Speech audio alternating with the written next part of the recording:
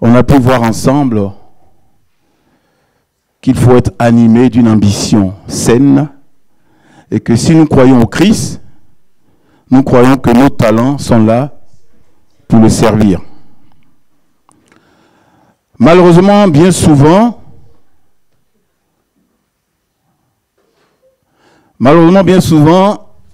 nos ambitions ne sont pas en accord avec la volonté de Dieu. Et elles devaient logiquement se concentrer sur le service à autrui, c'est-à-dire à un frère ou une sœur, plutôt que sur notre propre gloire, sur notre propre personne.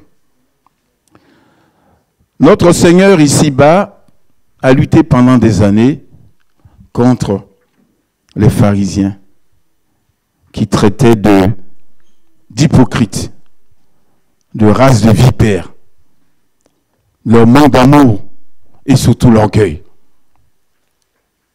Le manque d'amour, j'ai donné juste un exemple. Vous avez une personne qui est venue voir le Seigneur et se fait guérir un samedi. Et le chef de la synagogue qui dit, vous avez toute la semaine pour venir vous faire guérir. Et voilà que vous venez le samedi. En fin de compte, le miracle qui s'est passé ne l'a même pas effleuré. Tout ce qu'il voulait, c'était qu'on respectait la loi. Vous avez toute la semaine pour nous faire guérir. Alors ne venez pas, donc un jour de Shabbat. Il leur dit l'orgueil parce qu'à chaque fois, il est dit dans la parole de Dieu qu'ils aimaient se faire voir et être au premier rang. Et j'espère que ce n'est pas ce que nous ambitionnons.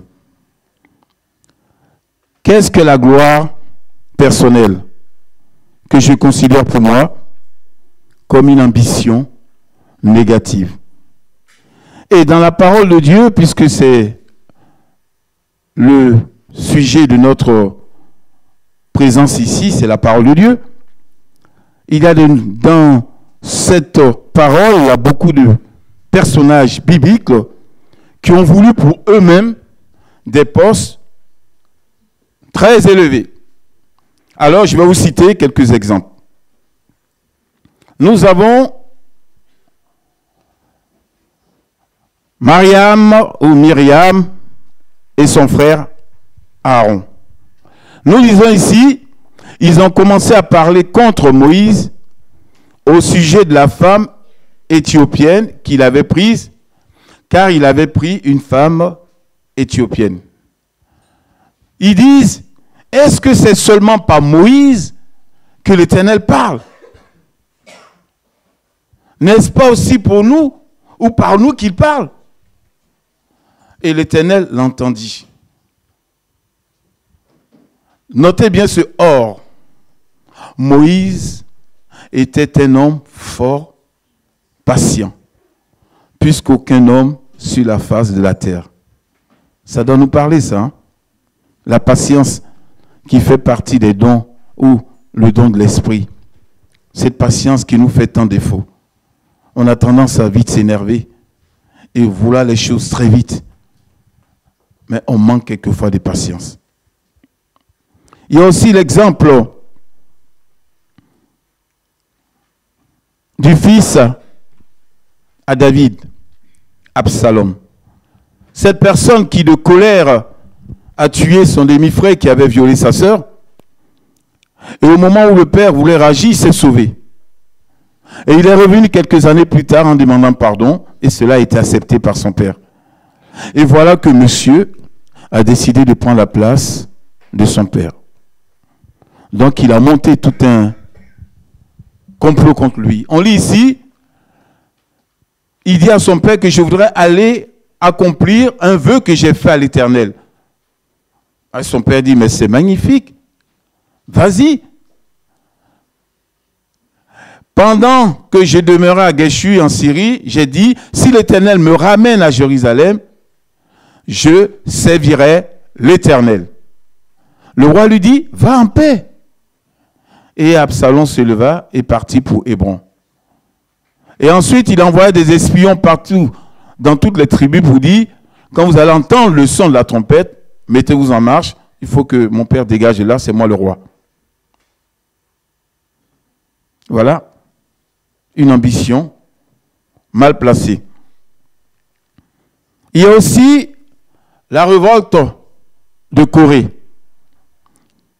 Il est dit ici que Corée, fils de, excusez-moi, je vais peut-être écorcher les noms, Jéthizar, fils de Kéhat, fils de Lévi, se révolta avec Dathan et Abiram, fils d'Eliab, et On, fils de Phélet, tous trois fils de Ruben.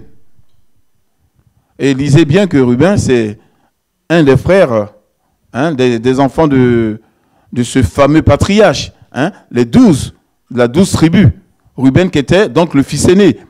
Il est dit ici qu'ils se sont complotés avec 250 hommes d'enfants d'Israël et les principaux de l'assemblée, c'est-à-dire qu'ils sont arrivés à mettre des personnes de l'assemblée, des personnes de considération, leur a mis dans leur complot pour pouvoir donc destituer encore une fois Moïse, qui est un homme de patience, parce que lui, il sait que où il est, ce n'est pas de lui-même qu'il est venu, mais c'est Dieu qui l'a placé là. Alors tous ceux qui iront contre lui seront détruits. Et ça, c'est un exemple que nous pouvons garder pour nous-mêmes. Tout fer forgé contre toi sera détruit. Parce que c'est Dieu qui t'a sauvé. C'est Dieu qui a fait de toi ce que tu es. Alléluia. Et il y a aussi, et quand cela s'est passé, voyez-vous, l'Éternel a puni donc ce peuple, de même qu'il a puni Myriam, elle est devenue lépreuse jusqu'à ce qu'elle comprenne. Et ensuite, ceci, il est dit que la terre s'est écartée et les a tous engloutis. Et il y a aussi un autre qu'on appelle Adonijah. Il s'est laissé dire ce que dit la parole, il s'est laissé emporter par l'orgueil jusqu'à dire « c'est moi qui serai roi ». Et il se procura un char et des cavaliers et 50 hommes qui couraient devant lui. Vous savez, chers frères et sœurs, l'ambition est une très bonne motivation. Pas toujours mauvaise, mais lorsqu'elle devient dangereuse, c'est quand elle est centrée sur soi. Je fais tout pour moi, pour que je sois reconnu tel. Et c'est ce qui a poussé un ange que l'on connaît à être précipité, parce qu'il est dit qu'il a voulu prendre la place de Dieu. Dans Ésaïe 14, où nous lisons cela, « Te voilà tombé du ciel, astre brillant, fils de l'aurore. Tu es abattu à terre, toi le vainqueur des nations. Tu disais en ton cœur, je monterai au ciel, je lèverai mon trône au-dessus des étoiles de Dieu, et je m'assiérai sur la montagne de l'assemblée, à l'extrémité du septentrion, je monterai sur les sommets de Mars, je serai semblable au très haut. » Voilà une ambition, vouloir prendre la place de Dieu. Donc il a été précipité. Personne ne peut rivaliser avec Dieu. Et comme j'en ai parlé dimanche dernier en disant que l'ambition est un désir qui est peut-être sain ou malsain, je voudrais quand même vous expliquer une chose. Lorsque je dis que l'ambition est saine, c'est quand ce désir tend vers le don de soi. C'est-à-dire mes compétences, mes talents, mes capacités, mes connaissances sont au service de l'autre. Néanmoins, elle devient une ambition malsaine lorsqu'elle se fait convoitise. Et il a dit que la convoitise est possession. En cela, l'ambition en tant que convoitise est un désir, mais perverti. Un désir qui conduit à des appétits inappropriés. ou inavouée. Il y a une personne qui disait dans son expression que l'ambition peut sembler une ligne droite vers des sommets, mais en fin de compte, elle tourne en rond sur elle-même, vu qu'elle retrouve au final ce qu'elle convoitait au départ. Et nous voyons que Judas a eu de l'ambition. Il faisait partie des 12 disciples.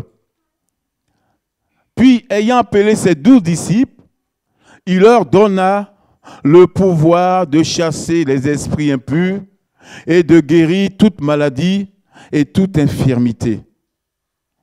Nous lisons que là, entre parenthèses, qu'il leur a donné le pouvoir de chasser. Aujourd'hui, il y en a d'autres qui prient en disant, nous te lions. Non, il a donné le pouvoir de chasser. Vous n'avez aucun pouvoir de lier quoi que ce soit. De chasser, oui. Le Seigneur nous a donné le pouvoir de chasser les démons.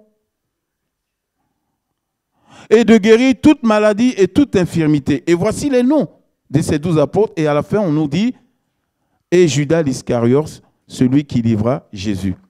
Et vous voyez bien que parmi ces 12 disciples, Judas a vécu aussi cette puissance, cette expérience de guérison.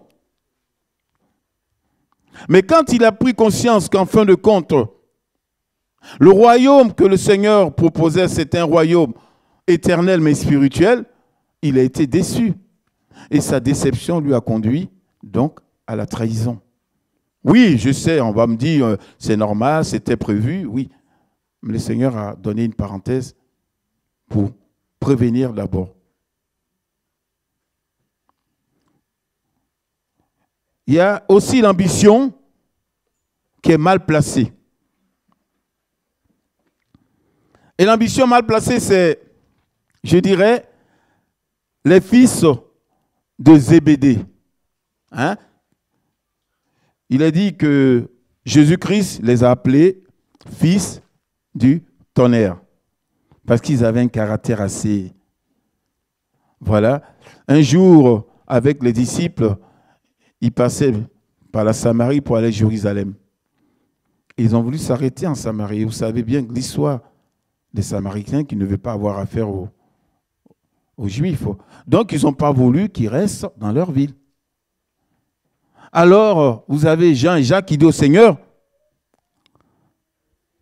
dans Marc chapitre 3, verset 17, il dit ici, non, plutôt Luc, excusez-moi, Jacques et Jean voyant cela dire, Seigneur, veux-tu que nous commandions le feu descend du ciel et les consume? Jésus se tourna vers eux, les réprimandant, disant, vous ne savez de quel esprit vous êtes animés. Ils ont tout de suite décidé de détruire. Vous imaginez, on va essayer de parler de l'évangile, ils ne nous écoutent pas, ben on prie à ce que, boum, ils soient détruits. Et il y a aussi le fait, parce que dans certaines paroles, passages bibliques, il est dit que c'est qui ont été les premiers disciples à être appelés. Hein? Et donc le fait qu'ils ont été appelés les premiers disciples, il y a eu ce genre d'orgueil qui s'est installé. Et ils ont voulu avoir une belle place. Alors ils se sont approchés du Seigneur et ils lui ont dit, Maître, nous voudrons que tu fasses pour nous ce que nous te demanderons. Le Seigneur dit, que voulez-vous que je fasse pour vous? Ben écoute, on était premiers disciples, et puis bon, tu comprends quoi. Hein? Accorde-nous qu'on soit assis l'un à ta gauche et l'un à ta droite dans ton royaume. Ah, c'est ce que vous demandez. Le Seigneur dit, vous ne savez pas ce que vous demandez. Vous croyez que vous serez capable de boire la coupe que moi je vais boire? Et il est dit ici que les 10 autres disciples qui ont entendu ça, ils n'étaient pas contents. Mais c'est quoi ces mecs-là? Non, mais attends, vous vous prenez pour qui, là? Hein? Il faut qu'il y ait un sens démocratique.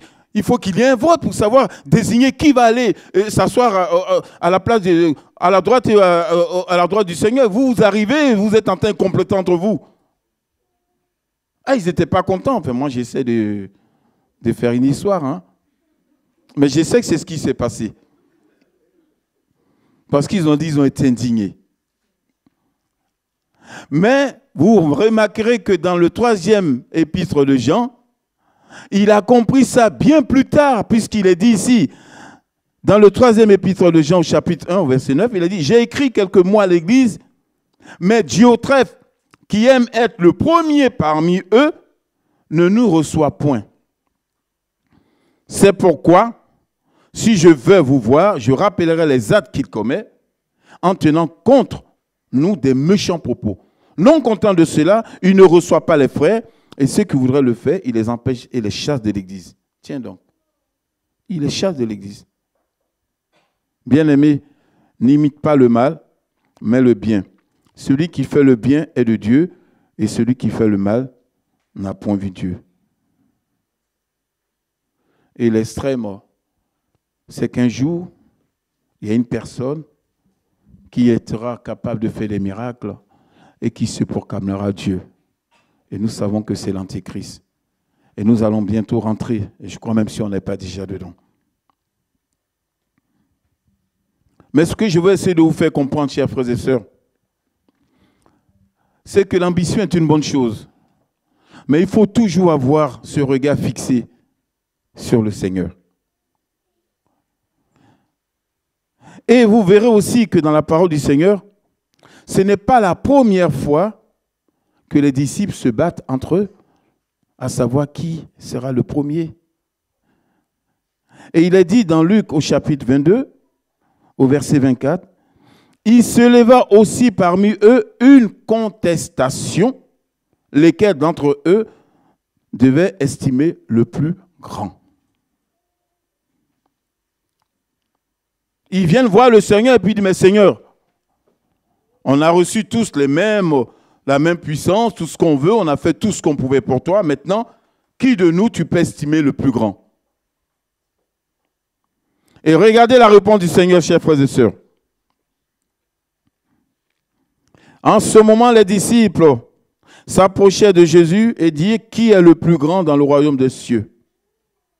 Et Jésus a répondu, « Le plus grand parmi vous soit comme le petit, et celui qui gouverne comme celui qui suit. » Et il a appelé un enfant qu'il a placé au milieu de ses disciples.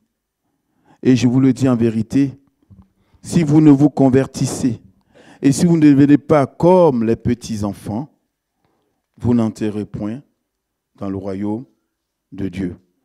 C'est pourquoi quiconque se rendra humble comme ce petit enfant sera le plus grand dans le royaume des cieux.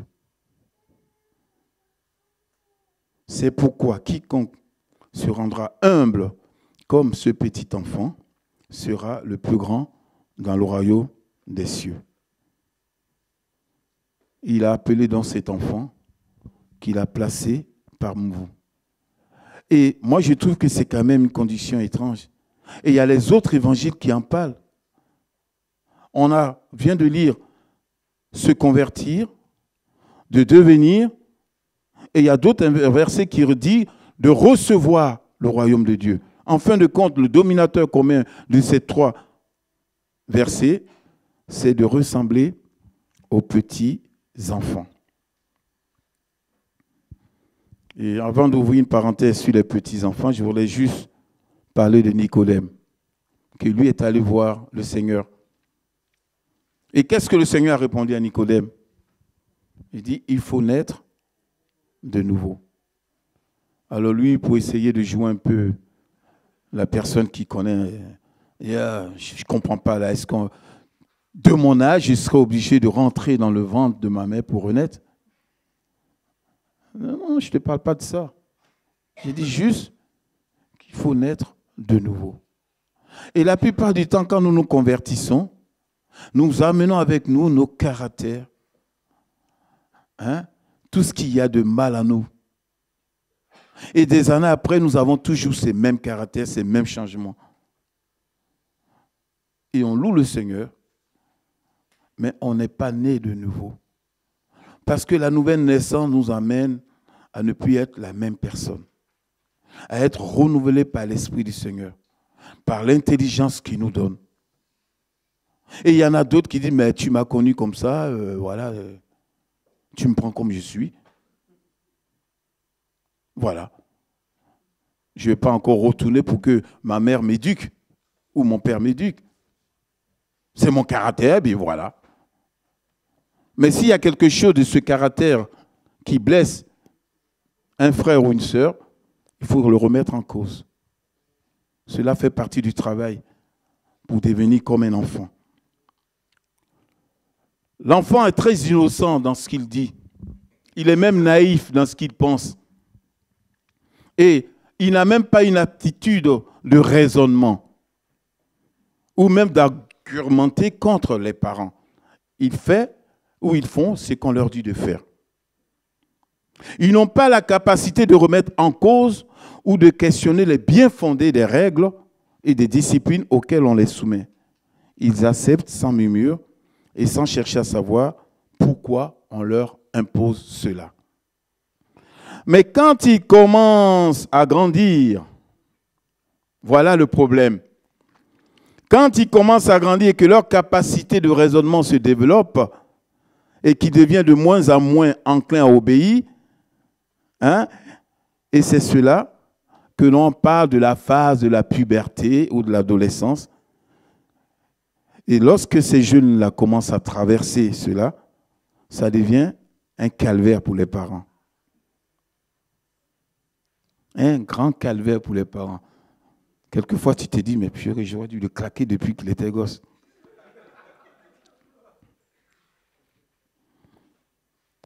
C'est ainsi que nous, enfants de Dieu, nous devons comprendre que lorsque l'on raisonne contre la parole de Dieu ou de ses commandements, on rentre dans une rébellion ou désobéissance envers Dieu.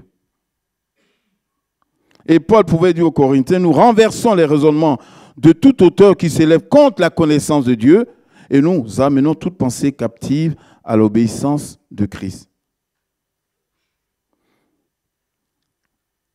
Quand on commence à trop raisonner, le doute s'installe. Remarquons cela dans le jardin d'Éden.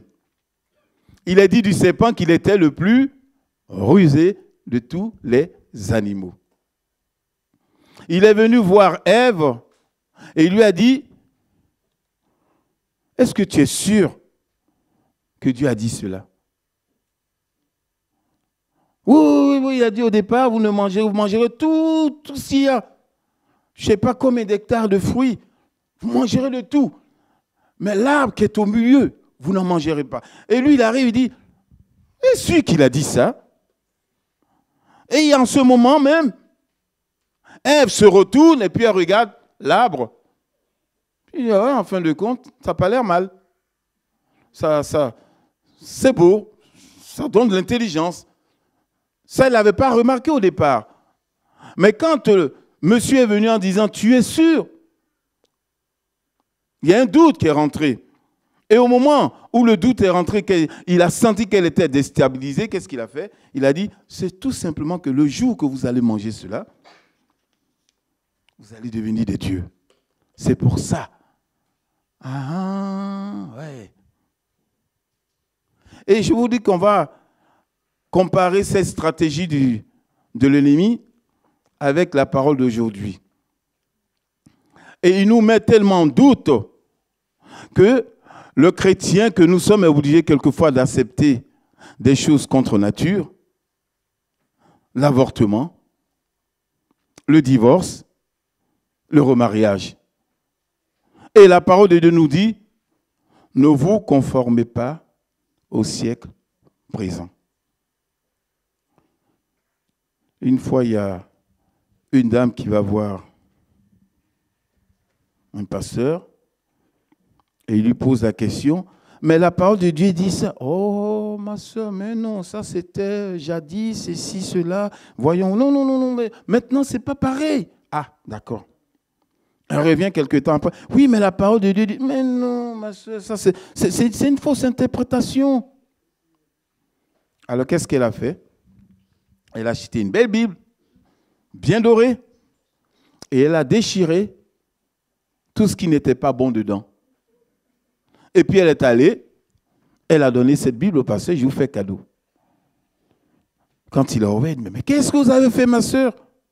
Vous avez détruit la parole de Dieu. Je dis, mais non, j'ai juste enlevé ce qui n'est pas bon.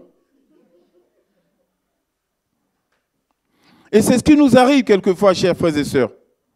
L'ennemi a tellement mis le doute en nous que lorsque nous lisons la parole de Dieu, on est toujours en train de se poser des questions.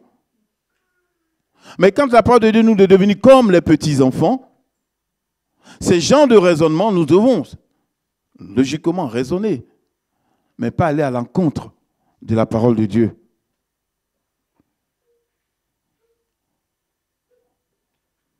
Alors, je vais fermer la parenthèse. On s'abaisse dans le service pour être gradé dans le royaume de Dieu. Notre Seigneur a assuré des fonctions humbles. L'ambition devient positive lorsqu'elle s'accompagne d'un véritable service pour les autres. Après qu'il eut lavé les pieds et qu'il eut pris ses vêtements, il se remit à table et leur dit, « Comprenez-vous ce que je vous ai fait? Vous m'appelez maître et seigneur, et vous dites bien car je le suis. Si donc je vous ai lavé les pieds, vous devez aussi vous laver les pieds les uns les autres. Car je vous ai donné un exemple afin que vous le fassiez comme je l'ai fait. En vérité, je vous le dis, le serviteur n'est pas plus grand que son Seigneur, ni l'apôtre plus grand que celui qui l'a envoyé. Si vous savez ces choses, vous êtes heureux, pourvu que vous les pratiquiez. Ce n'est pas le fait d'attendre Pâques pour aller se mettre devant des enfants, prendre de l'eau, puis laver leurs pieds, et puis essuyer, histoire de montrer au monde entier que je lave les pieds parce que je suis quand même un grand de l'Église. Non, ce n'est pas de ça que je parle. Ça n'a rien à voir avec cette image. L'humilité que le Seigneur nous demande, c'est d'abord de considérer les biens de l'autre avant le nôtre. Je considère d'abord les biens de mon frère, de ma sœur, avant les miens. Servi ou être servi. Et il est dit ici, ce que l'on peut tirer de cette pensée du Seigneur, comme une conclusion sur la pensée positive ou ambition, est ce service du prochain qui est l'un des premiers commandements. Il est dit dans Marc chapitre 12, « Tu aimeras ton Dieu de tout ton cœur, de toute ton âme, de toute ta pensée et de toute ta force. » Chers frères, soyons humbles, reconnaissons que nous ne serons jamais capables d'accomplir de telles prouesses. Aimer Dieu de toute notre âme, de tout notre cœur, de toute notre pensée, on n'est pas capable, il faut le reconnaître. Il a donné un autre commandement sur lequel il veut qu'on le fasse, parce qu'en faisant ce commandement, on retourne sur le premier. Tu aimeras ton prochain comme toi-même. Déjà, on est incapable d'aimer notre prochain comme nous-mêmes, et vous voulez qu'on soit capable d'aimer Dieu de toute notre force et tout. Non, mais attendez. Tu aimeras ton prochain comme toi-même.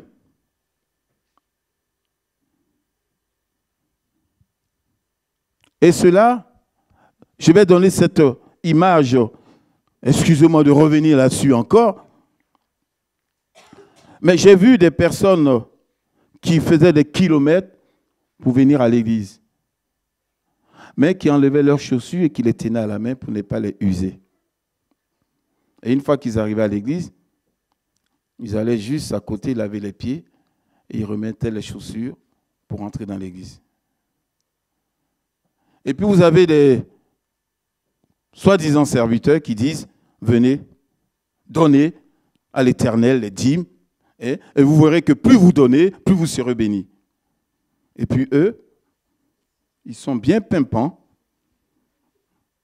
Chaussures, ils veulent changer toutes les minutes. Voilà.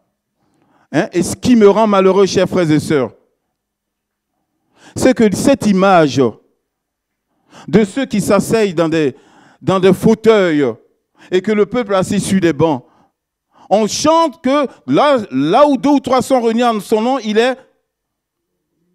le Seigneur est au milieu de nous. Et vous avez ce genre de comportement? Voyons. Tu aimeras ton prochain comme toi-même. Ce que tu désires pour toi, tu le désires aussi pour ton frère.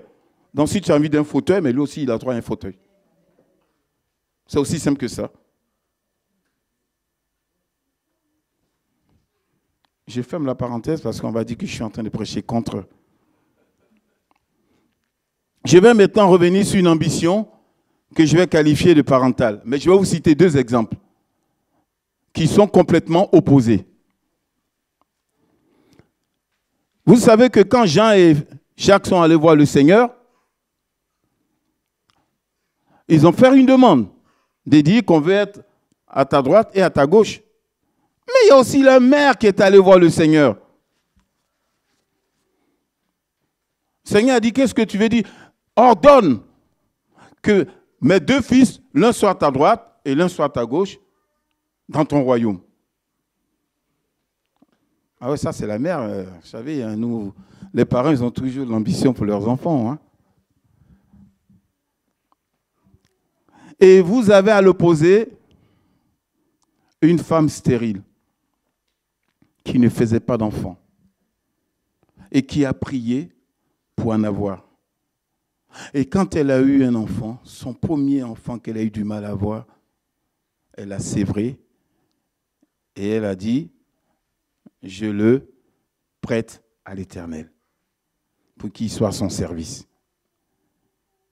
L'une voulait la reconnaissance de ses enfants et l'autre voulait juste que son enfant serve le Seigneur. Alors je voulais savoir, chers frères et sœurs, quelle est ton ambition? Et je voudrais vous laisser quelques versets dans l'esprit duquel je voudrais qu'on comprenne ce que le Seigneur veut nous faire comprendre lorsque l'on vient et accepte sa présence dans nos vies. L'apôtre Paul que nous connaissons pouvait dire donc dans Philippiens 3, afin de connaître Christ et la puissance de sa résurrection et la communion de ses souffrances en devenant conforme à lui dans sa mort pour parvenir, si je puis, à la résurrection des morts. Frère, je ne pense pas l'avoir saisi, mais je fais une chose. Oubliant ce qui est en arrière et me portant vers ce qui est en avant, je cours vers le but pour remporter le prix de la vocation céleste de Dieu en Jésus-Christ. Alors, de ceux qui pensent que le salut, on l'obtient une fois pour toutes, je suis d'accord. Le Seigneur est mort une fois pour toutes. Mais il faut travailler pour son prix. Et celui qui ne le fait pas, qu'il ne soit pas étonné. Il aura des surprises et, comme dit la parole de Dieu, des grincements de dents. Alors, aujourd'hui, ne dites pas que je suis sauvé. La première des choses, sauvé pour servir. Servir pour l'œuvre de Dieu. Ton prochain et l'Église. Voilà l'ambition que je souhaite de tout cœur que nous ayons. Et les conseils que je pourrais vous donner est écrit devant vous. Mais pendant que vous lisez cela, je voudrais vous parler juste des dons différents que nous avons chacun. Nous avons tous des caractères différents. Mais notre seul but est d'atteindre Christ. Et en mettant en commun nos richesses et nos dons, tout cela est pour l'édification de l'Église. Il est dit dans la parole de Dieu que nous sommes membres les uns les autres. Quand un membre souffre, c'est tout le corps. Maintenant, si vous ne comprenez pas ça, prenez votre corps vous-même. Faites-vous mal au doigt. Vous verrez si tout le corps ne va pas ressentir la douleur. C'est cette image-là, chers frères et sœurs, qu'il faut retenir. Quand on parle du corps, c'est cela. Si je me fais mal à un ongle, c'est tout le corps qui le ressent. Il n'y a pas que l'ongle qui le ressent, c'est tout le corps. D'accord? Hein? Et la parole de Dieu dit que si ton bras gauche est une occasion de chute pour toi, qu'est-ce qu'il faut faire? Il faut couper. Mais ce n'est pas physique. C'est spirituel. Parce qu'il y en a d'autres qui vont dire, oui, à chaque fois que je vais faire quelque chose, c'est mon doigt qui m'a... Donc je vais couper ma main. Non. Non. C'est spirituel. Si vous avez, la parole de Dieu dit que les mauvaises compagnies corrompent, alors si je sais qu'en fréquentant telle personne, cela ne va pas, je coupe. Je me retire. Parce que cela n'est pas édifiant pour moi. Et le Seigneur nous parle, chers frères et sœurs. S'il y a quelque chose qui ne va pas, il y a l'Esprit qui est là pour nous conduire dans toute la vérité. Et nous dit ce qu'il faut faire et ce qu'il ne faut pas faire. Donc l'image du corps humain, si un membre souffre, les autres le ressentent. Et cela est aussi pour nous. Nous devons faire de telle sorte que tous nos membres se dirigent vers un seul but, c'est-à-dire Christ. Christ doit être notre ambition. Mais en ayant cette ambition pour le Seigneur, c'est tout le corps qui doit suivre. Ce n'est pas le cerveau qui dit, moi je suis d'accord pour le Seigneur, et puis le pied il va à gauche. C'est tout le corps. Et le conseil que je vous donne, il faut savoir courir pour remporter le prix. Il faut savoir porter sa croix. Il faut savoir marcher d'une manière digne. Il faut savoir, comme Marie, choisir la bonne part. Il faut savoir être humble, ce qui nous fait beaucoup de défauts. Il faut savoir demander. Et la parole de Dieu dit de ne pas nous inquiéter. Il faut savoir ne pas s'inquiéter. Il faut savoir grandir en Christ. Quand on parle des enfants spirituels qui grandissent en Christ, tout en grandissant, on reste quand même humble. C'est ce qui fait la différence avec le réel. Dans le royaume du Seigneur, plus tu te rabaisses, plus tu montes en dignité. Devenir un vase d'honneur et de savoir combattre, mais le bon. Parce qu'il y en a d'autres qui sont là pour combattre que les mauvais combats. Quand l'apôtre Paul dit « combat le bon combat », c'est qu'il y en a deux. Et vous savez que le monde est divisé en deux. Un voleur, un volé. Un assassin, un assassiné. Il n'y a pas d'autre, il n'y a pas « je suis à moitié assassin, moitié assassiné ». C'est soit l'un, soit l'autre. On ne peut servir deux maîtres. Soit on sert un, soit on sert l'autre. Et le français dira, on ne peut pas courir deux lièvres à la fois. Voilà ce que j'avais sur le cœur pour donner. Vous n'allez plus m'entendre d'ici là. Hein? Mais que le Seigneur bénisse sa parole, hein? Et que nous prenons conscience de cela, que nous sommes là pour travailler pour le salut et travaillons dans l'œuvre du Seigneur avec amour, avec efficacité. Hein? Et allons jusqu'au bout parce que, comme dit l'apôtre Paul, si je ne fais pas cela, j'aurais tout perdu après avoir prêché aux autres. Donc, ce que j'ai dit, il faut que j'arrive à le tenir jusqu'au bout. Seigneur, bénis ta parole dans nos cœurs. Nous te bénissons parce que tu es le Dieu de notre salut. Cela est vrai que quelquefois nous avons tendance à ne pas comprendre beaucoup de choses et à essayer de nous poser des questions au sujet de ta parole, Seigneur. Donne-nous à être comme des enfants, Seigneur, à respecter ta parole, Seigneur, à ne pas discuter avec tes lois, tes commandements, Seigneur. Aller au bout, Seigneur, mon Dieu, de ce que tu veux pour chacun de nous, Père. Seigneur, bénis ta parole dans nos cœurs et que nous prenons conscience, Seigneur, que c'est le but, c'est d'arriver un jour auprès de toi. Que ton nom soit béni. Amen.